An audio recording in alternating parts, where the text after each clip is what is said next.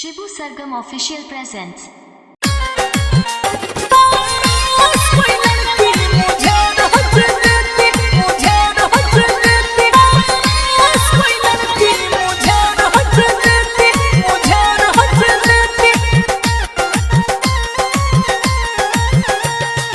कहबो न कर तू ननकानी,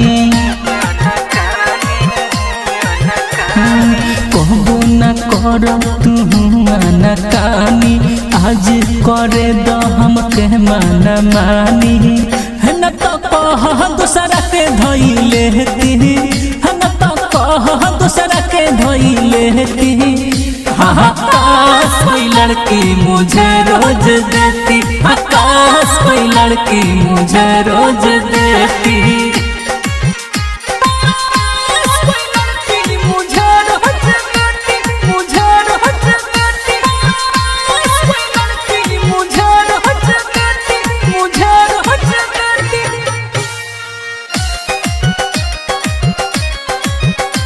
हम ओहनी से बांध के ना ओई हो जानना तो चिन्हे में दे रही हो।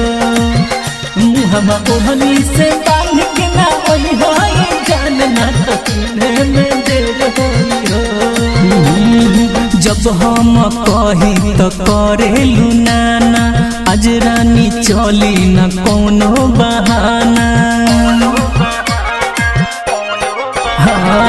जब हम कही तो करेलू नाना, आज रानी चली न कोनो बहाना, आज रानी चली न कोनो बहाना। अब करे तो प्यार वाला खेती हो, आज करे तो प्यार वाला खेती।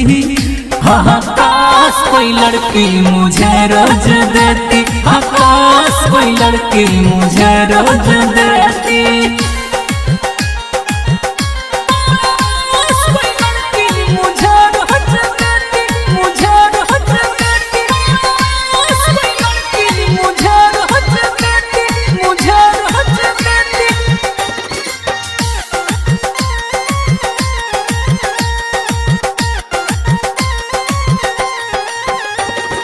अच्छे दीपक के तू राखेलू मन के, शिबू सरगम के तू डांटेलू तन के। हाँ हाँ अच्छे दीपक के तू राखेलू मन के, शिबू सरगम के तू डांटेलू तन के।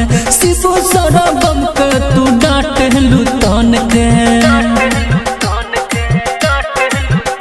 पप्पो खुला रखो हमरो लपेटी, पप्पो खुला रखो हमरो लपेटी।